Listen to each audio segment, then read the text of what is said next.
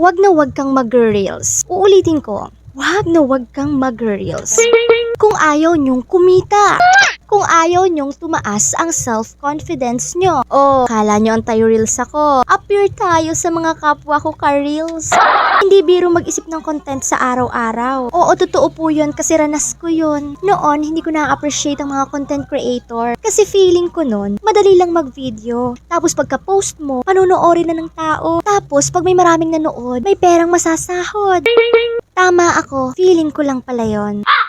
Wala pa nga ako sa daliri ng mga sikat na vlogger. Nahihirapan na akong mag-isip ng ipapakita sa inyo.